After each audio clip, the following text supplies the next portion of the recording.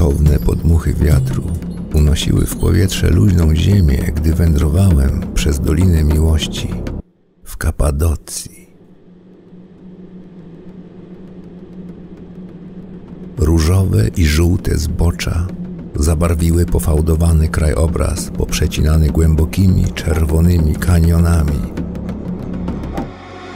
a w oddali majaczyły formacje skalnych kominów. Było sucho, gorąco, wietrznie i porażająco pięknie. Tysiące lat temu to niestabilne wulkaniczne środowisko w naturalny sposób wyrzeźbiło otaczające mnie iglice w ich stożkowate, grzybkowate kształty, które teraz przyciągają miliony turystów w region środkowej Turcji.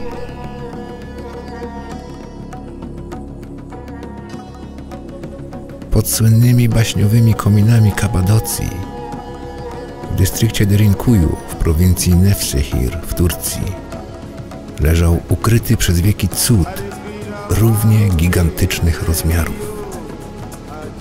Ogromne, starożytne, wielopoziomowe podziemne miasto, które było zamieszkiwane prawie nieprzerwanie przez tysiące lat i mogło dawać schronienie nawet 20 000 mieszkańców.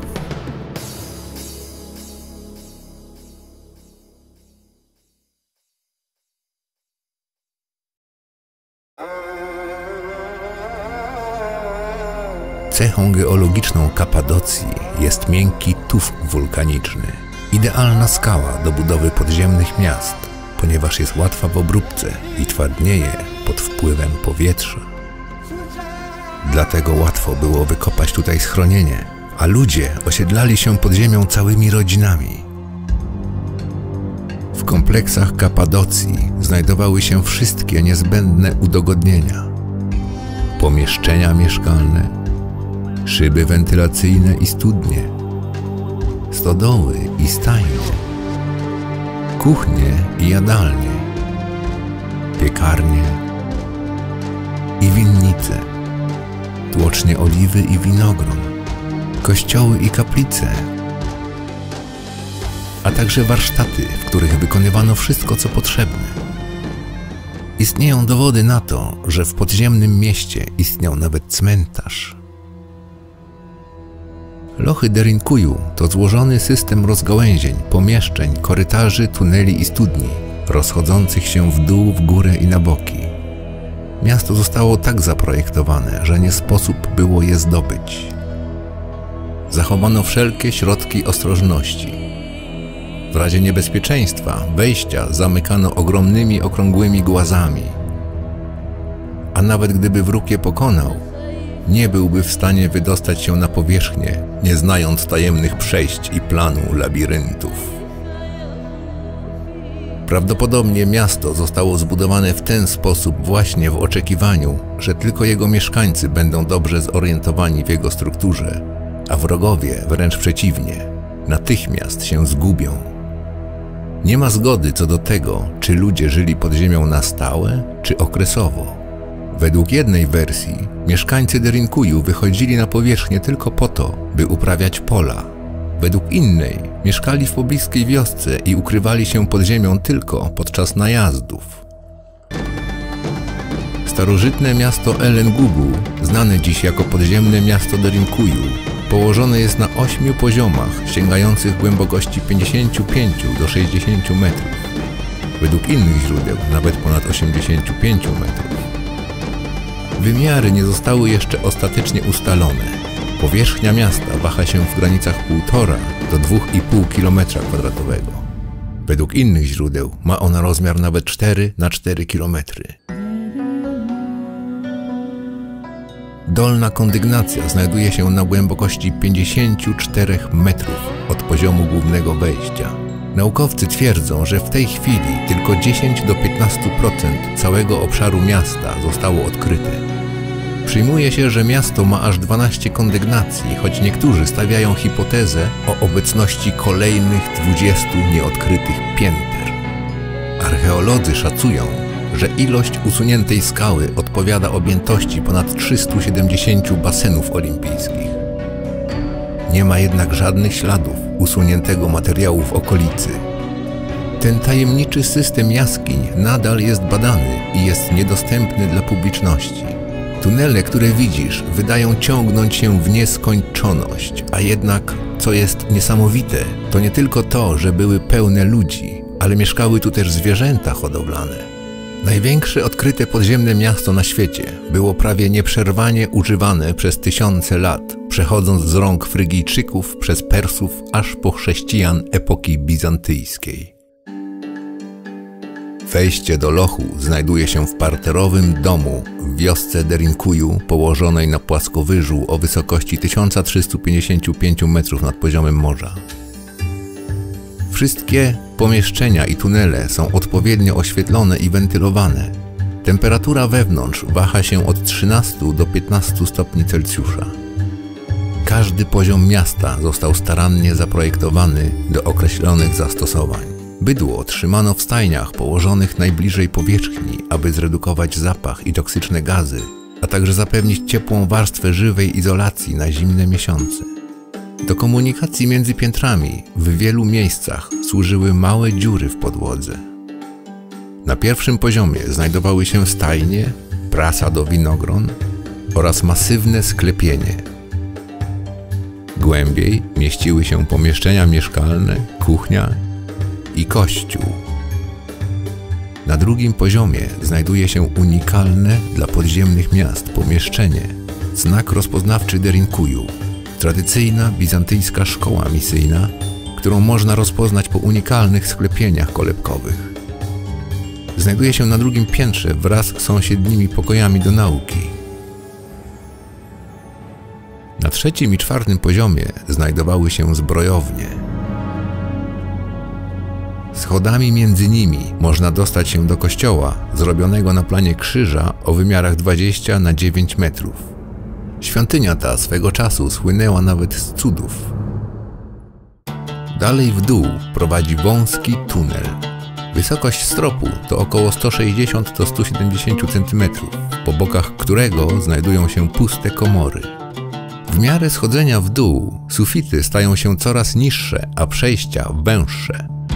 Na dolnym, 8. piętrze znajduje się przestronna sala, być może przeznaczona na spotkania. Od wewnątrz miasto zamykano za pomocą wielkich kamiennych drzwi, które mogły blokować dostęp do poszczególnych pomieszczeń lub nawet całych pięter. Każde drzwi to duży kamienny dysk o wysokości 1 do 1,5 metra, grubości 30 do 35 cm i wadze od 200 do 500 kg. Drzwi otwierano za pomocą znajdujących się w nich otworów i tylko od wewnątrz, staraniem co najmniej 2 osób. Otwory te mogły również służyć jako wizjery.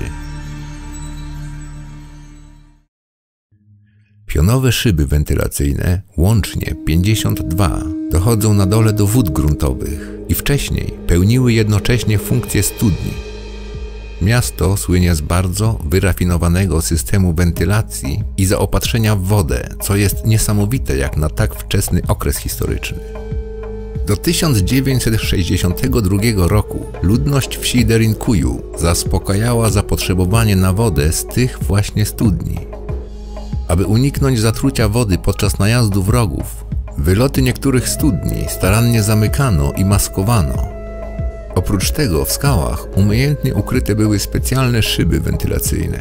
Często tajemne przejścia były zamaskowane jako studnie, których do tej pory odkryto około 600. Niektóre z nich znajdują się bezpośrednio w chatach naziemnych.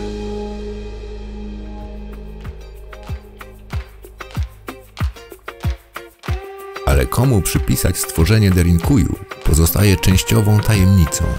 Podwaliny pod rozległą sieć podziemnych jaskiń są często przypisywane Hetytom, którzy mogli wykopać kilka pierwszych poziomów w skale, gdy zostali zaatakowani przez Frygijczyków około roku 1200 przed naszą erą. Dodając wagę do tej hipotezy, wewnątrz Derinkuju znaleziono hetyckie artefakty.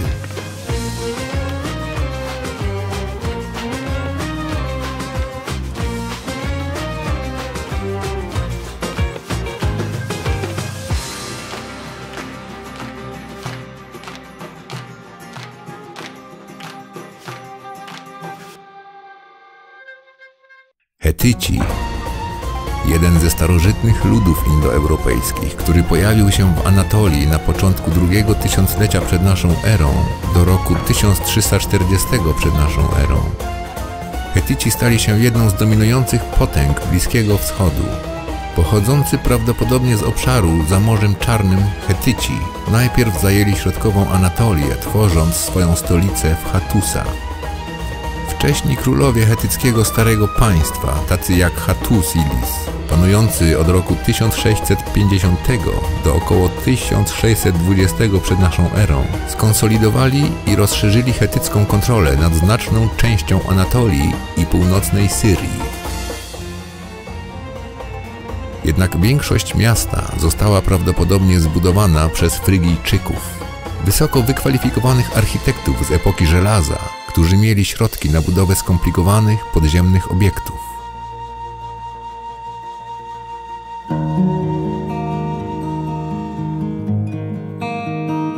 Frygijczycy byli jednym z najwybitniejszych wczesnych imperiów Anatolii, wyjaśnia Andrzej de Giorgi, profesor studiów klasycznych na Uniwersytecie Stanowym Florydy. Rozwinęli się w zachodniej Anatolii pod koniec pierwszego tysiąclecia przed naszą erą i mieli skłonność do monumentalizacji formacji skalnych i tworzenia niezwykłych, wykutych w skale fasad. Chociaż ich królestwo było nieuchwytne, rozprzestrzeniło się na większość zachodniej i środkowej Anatolii, w tym obszar Derinkuju. Derinkuju zostało ostatecznie opuszczone w latach 20. XX wieku przez kapadockich Greków, gdy ponieśli klęskę podczas wojny grecko-tureckiej i musieli nagle masowo uciekać do Grecji. Pomieszczenia podziemnego miasta rozciągają się na setki kilometrów, ale uważa się, że ponad 200 małych, oddzielnych podziemnych miast, które również odkryto w regionie, może być połączonych tunelami, tworząc ogromną podziemną sieć.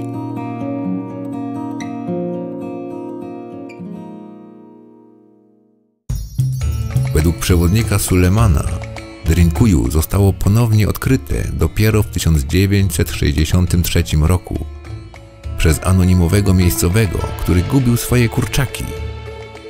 Gdy remontował swój dom, drób znikał w małej szczelinie powstałej podczas przebudowy. Po bliższym zbadaniu rolnik odkrył ciemne przejście. Było to pierwsze z ponad 600 wejść znalezionych w prywatnych domach prowadzących do podziemnego miasta Derinkuju. Wykopaliska rozpoczęto natychmiast, odsłaniając splątaną sieć podziemnych mieszkań, magazynów, suchej żywności, pomieszczeń dla zwierząt, szkół, winiarni, a nawet kaplicy. To była cała cywilizacja schowana bezpiecznie pod ziemią. Region jaskiniowego miasta został w 1985 roku wpisany na listę Światowego Dziedzictwa UNESCO. Dokładna data budowy miasta pozostaje zagadką. Anabaza, jeden z pierwszych znanych pamiętników wojennych, napisany przez Ksenofonta z Aten około 370 roku przed naszą erą, jest najstarszym pisemnym dziełem, które wydaje się odnosić do Derinkuju. W książce wspomina Anatolijczyków w regionie Kapadocji, żyjących w wykopanych pod ziemią domach, a nie w bardziej popularnych i dobrze znanych jaskiniach na klifach.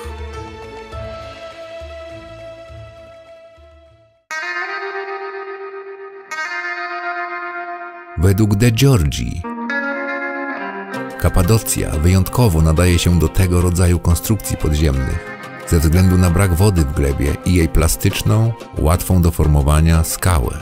Geomorfologia regionu sprzyja kopaniu podziemnych przestrzeni, powiedział, wyjaśniając, że lokalny tuf, czyli lekka, zwięzła, a zazwyczaj porowata skała osadowa jest dość łatwa do drążenia za pomocą prostych narzędzi jak łopaty i kilofy. To ten sam materiał piroklastyczny został naturalnie ukształtowany w baśniowe kominy i faliczne iglice wystające z ziemi na powierzchni. Kapadocja była świadkiem ciągłego przepływu dominujących imperiów na przestrzeni wieków. Sukcesja imperiów i ich wpływ na krajobrazy Anatolii wyjaśniają uciekanie się do podziemnych schronów, takich jak Derinkuju, wyjaśnia de Giorgi.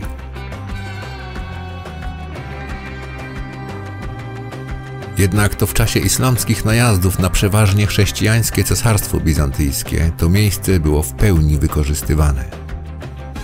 Populacja Derinkuju osiągnęła swój szczyt w epoce bizantyjskiej. To wtedy mieszkało tu ponad 20 000 ludzi. Według De Giorgi na dolnych kondygnacjach znaleziono dowody na produkcję wina. Świadczą o tym m.in. kadzie do tłoczenia i amfory, czyli wysokie, dwuuchwytowe naczynia z wąską szyjką. Te wyspecjalizowane pomieszczenia wskazują, że mieszkańcy Derinkuju byli gotowi spędzać miesiące pod powierzchnią. Ale największe wrażenie robi złożony system wentylacji i dobrze chroniona studnia, która zaopatrywała całe miasto w świeże powietrze i czystą wodę. Uważa się nawet, że wczesna konstrukcja Derinkuju koncentrowała się wokół tych dwóch podstawowych elementów. Ponad 50 szybów wentylacyjnych, które umożliwiały naturalny przepływ powietrza między wieloma mieszkaniami i kondygnacjami w mieście, zostało rozmieszczonych w całym kompleksie, aby uniknąć potencjalnie śmiertelnego ataku na dopływ powietrza. Studnia została wykopana na głębokość ponad 55 metrów i mogła być łatwo odcięta od dołu przez mieszkańców miasta. Chociaż konstrukcja Derinkuju była rzeczywiście pomysłowa, nie jest to jedyne podziemne miasto w Kapadocji. Mimo iż ma ponad 445 km² powierzchni, jest zaledwie największym z 200 liczących się podziemnych miast pod równinami anatolijskimi. Ponad 40 z tych mniejszych miast znajduje się 3 lub więcej poziomów pod powierzchnią. Wiele z nich jest połączonych z Derinkuju starannie wykopanymi tunelami. Niektóre z nich ciągną się nawet na 9 km. Wszystkie wyposażone są w awaryjne drogi ewakuacyjne na wypadek konieczności natychmiastowego powrotu na powierzchnię. Ale podziemne sekrety Kapadocji nie zostały jeszcze wszystkie odkryte. W 2014 roku pod regionem Nevşehir odkryto nowe i potencjalnie jeszcze większe podziemne miasto. Żywa historia Derinkuju dobiegła końca w 1923 roku, kiedy Grecy z Kapadocji zostali ewakuowani. Ponad 2000 lat po prawdopodobnym stworzeniu miasta Derinkuju zostało po raz ostatni opuszczone. Współczesny świat prawie zapomniał o jego istnieniu, dopóki jakieś zabłąkane kurczaki nie przywróciły podziemnemu miastu jego blasku. To na razie tyle, daj łapkę w górę, subskrybuj i do zo.